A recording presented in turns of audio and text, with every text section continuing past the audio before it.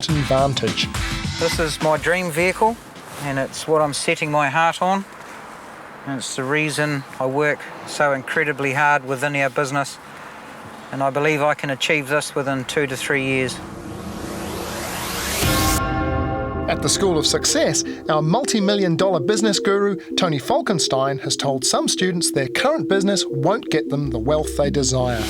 Do any of your trainers ever leave and take the clients with them? That's right. That's why we're franchising it. Tony Falkenstein is exactly the person our participants want to be. He is not just successful, he's absurdly successful. I think he deserves the right to say whatever he thinks when it comes to success. Tony's main concern is our most ambitious couple, Nalisha and Janak, who want to grow their mobile personal fitness business into a global empire. This is our vision, and other people aren't going to believe in it as strongly as we do. Tony believes in their determination and drive, but he's convinced they should market a unique health product, not their current fitness service, which in Tony's mind is neither unique or lucrative. I've had my eyes open on the health and fitness sector, and I was in Sydney last week, and I spent $357 on this shoe. Okay. Called MBT.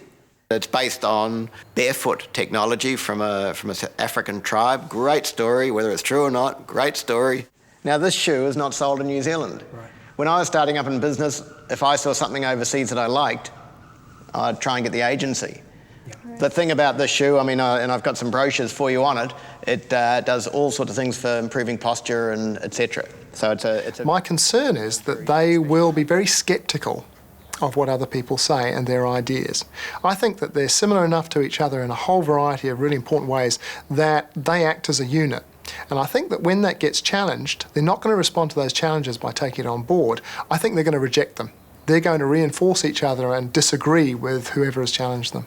I'm not really 100% sure where he's coming from with starting from scratch and pushing a product. I thought they at least would have shown some enthusiasm over it. And I think even if they didn't think it was them, they are in the health and fitness market. Extrovert Debs has no problem pulling in the deals for her truck broking business. Raj, Deborah Preston. I'm good, how are you? Good. But she is struggling with adapting to being 5 months pregnant. And Tony's advice is that she parks her new truck financing business under the umbrella of another company and become an intrapreneur. An entrepreneur is someone who operates within someone else's business. And so it's like being an entrepreneur. They can have all the ideas, but they bring it into the business. Tony's advice to me, I was pretty upset about it. The margins are very low, although she doesn't have any stock or debtors. It's a sort of business you need volume to earn money on.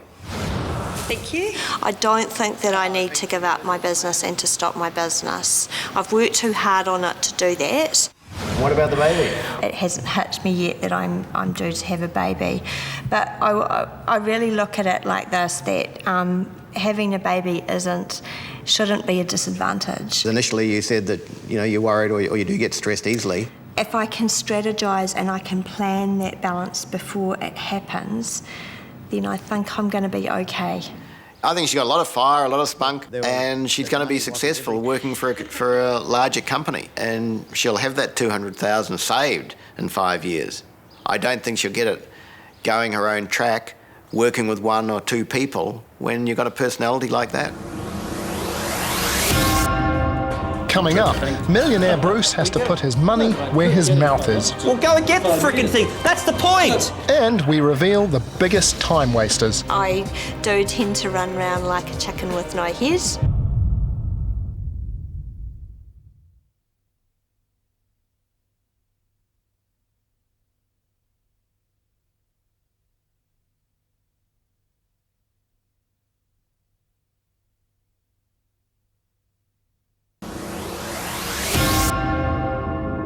At the School of Success, John Wall has serious concerns as to why some of our students aren't moving forward as fast as they should. But he's got a hunch that it has a lot to do with wasting time on the wrong action. He's called them into the schoolroom to front up to exactly how they spent their time over the past week, day by day, hour by hour. He's also getting them to write down the key success goals they're working towards for the next 90 days and what they want to have achieved over the next 12 months. Right, moment of truth. I'm going to triangulate you, Bruce. I'm going to find out whether you're just talking about becoming successful or you're actually doing something about it. Because what I find, ladies and gentlemen, is most people can come around here and tell me how fabulous you are and how much you want success, but are you doing anything about it? How many hours on here, ladies and gentlemen, are actually committed to building your business? And how many hours are you wasting? Once John has collated the data, he'll position each of them onto a time quadrant. Where they end up will reveal the type of activities they spent the most amount of time on over the past week. To reach a high level of success, you should aim to spend the majority of your time in quadrant number 2, the proactive and productive quadrant. Now, quadrant number 3. This is where a lot of people will find themselves when they're in business. This is called the busy quadrant. It's very much like being a fictitious Australian bird called the wooslim bird. And what they do is they run around in circles really, really fast. They keep running around as fast as they can until they disappear up their own backside. I told you before, I'm the hard man. I'm your conscience. I'm not going to let you off the hook. You know, a lot of people will socially accept your failures. I'm not going to. I'm taking your success very personally.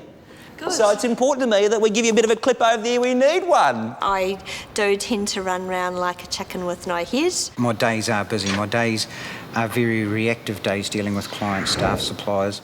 And sometimes the truth is a little bit harder to swallow and a bit more confronting. It's the best bloody thing for you. I think I've lost focus this last part of the year, that I just need to sort of plan more and maybe think more rather than just doing all this day-to-day stuff.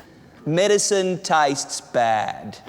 No pain, no gain. Hear, hear. You know, imagine if a personal trainer and saying, I'm a bit puffed. OK, stop. I mean, are you serious? So, Joel, quite surprisingly, you'll be pleased to know, out of all the people and all the analysis we did, you were number 1. You spent 43% of your time on a quadrant which is at least productive.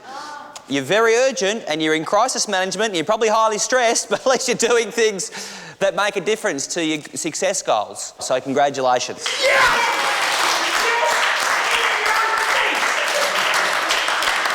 When I have work or tasks to do, I pretty much know how much everything is going to take, how long everything's going to take, and I know what order I should do things, and I try to plan my day out accordingly. Quadrant number 2. This is where you want to be spending most of your time. The highest percentage of time should be spent here. That's why you're there, John. Well, I'm just fortunate that I'm standing here. This is the sort of work, these are the big actions, the sort of work and the activities that you need to take to achieve your goals. It might not be the most urgent work, but it'll be really, really important work. Now, what are you all doing standing here? Go do some proactive stuff, come on. John's pep talk is exactly what Johnny needs to hear. If you want to be successful, you need to be doing work that directly affects your goals. For Johnny's recruitment business, that means making phone calls and meeting people every day. Oh, good morning. My name's Johnny Robinson. I'm calling through from Connects Recruitment. I have definitely come a long way with regard to organisation, and just being able to be adaptable and flexible to different situations. Hypnotherapist Jill has taken decisive action to scrap her old business idea, the well-chiselled mind. She's now pushing ahead with the concept of a hypnotherapy day spa, where rather than soothing people's bodies with various therapies, she'll massage their minds. I was just about to put all that money into the marketing of the well-chiselled mind, and now when I look back, the timing couldn't have been more perfect. The advice was spot on, and I'm absolutely stoked about Hypno Spa, about the logo, about where it's heading. That business is... Millionaire Bruce, on the other hand, is still struggling with Tony's advice to commit to his Kenyan business or his financial services company here in New Zealand. How often are you in Kenya? I'm in Kenya every year, for a bit of time. It doesn't go down too well, actually. Bruce, I think it's decision time for you. You have to decide whether you want to go to Kenya, grow that business, stay in New Zealand and grow that business with your family, which is very, very important. They want you here and you want to be there. Decision time for you. Yeah, no, I still feel the same about those two options. I'm going to do both. I have to do both. I don't really have the luxury of just leaving these opportunities here in my business and family here and moving there to Kenya and growing the business there. It would be nice to be able to do it, but it's not an option for now, so I have to juggle the two of them. If he doesn't make a decision either way, Tony is convinced his $100 million dream could go begging. I don't think he realises that if he is going to grow a very, very big business in Kenya, he is going to have to be there a lot of the time. And I just wonder whether personally he'll be able to do it, because he won't be able to do both. Coming up, who is the least diligent of our group? Do you know what a list is? And Tony slams Anna's business venture. It's the only business plan that I saw that I had all the information there to invest. Would I? No.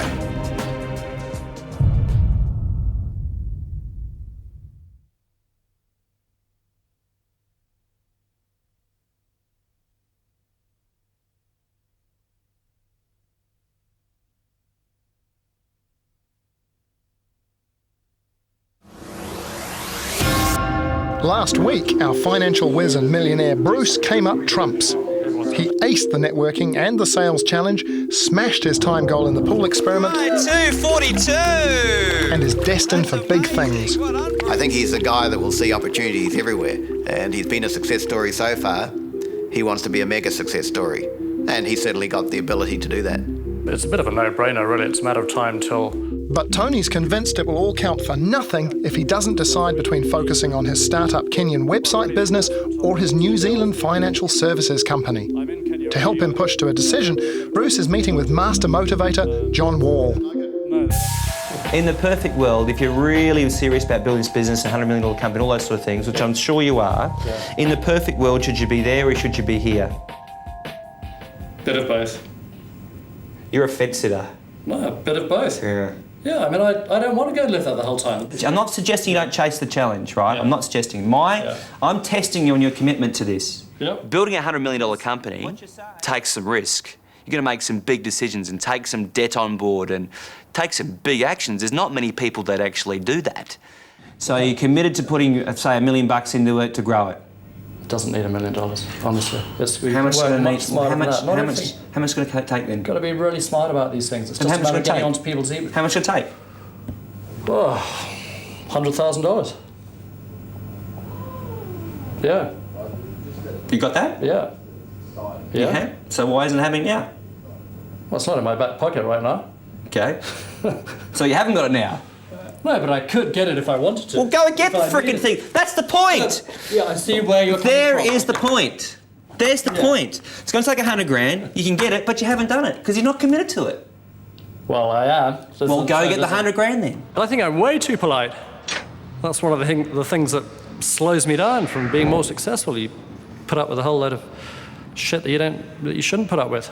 I'm sure you are. It's time for Bruce to get real about his multi-million-dollar dream. Back at the school, I'm about to line up our students based on the most important psychological trait found in successful people. If you rate highly in this trait, you're on the way to winning big on the road to success. I would like Lisa and Anna to step forward, please. This lineup represents conscientiousness. Do you know what a list is? I'm aware of them.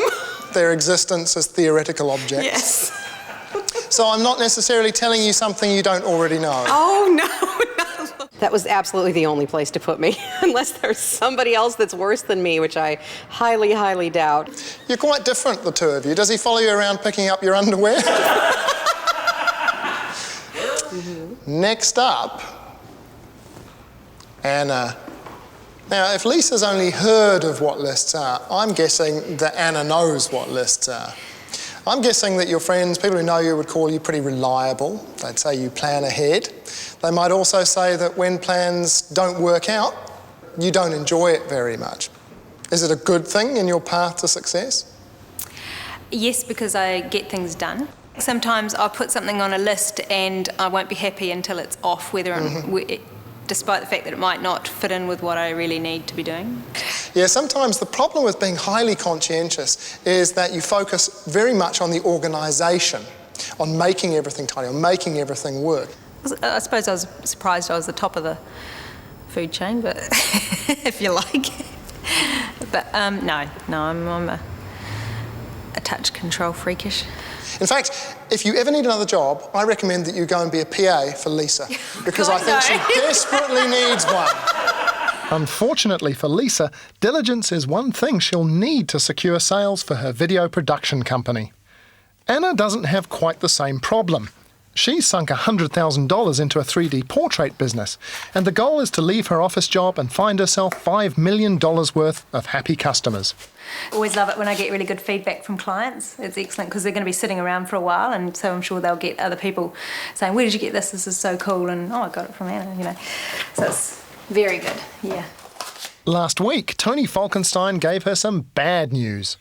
It's the only business plan that I saw that I had all the information there to invest. Would I? No. I think Anna's business is a great little business, but she wants to be a success story and earn a lot of money. She has got some big goals. She knows how to do it. She knows how to execute a business. She needs to be looking for a bigger potential business than this one. So, how does a personality high in both intellectual openness and conscientiousness respond to that news? I'm going to listen to what Tony has to say with open ears, put it that way. I'm here to learn about what's going to make me successful, and if that means abandoning what I do, then so be it. I'm going to take it in and make some decisions.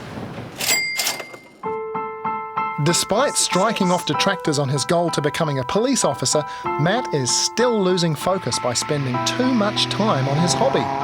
I'll consider myself successful if or when I can literally race my cars and have enough money to live and race at the same time. Matt needs to make a decision. Is he a 30-year-old boy racer, or is he ready to make the sacrifices to become a police officer? I'm just not convinced. Coming up, our cameras go undercover to put the science of diligence to the test. What's she doing? What's she doing?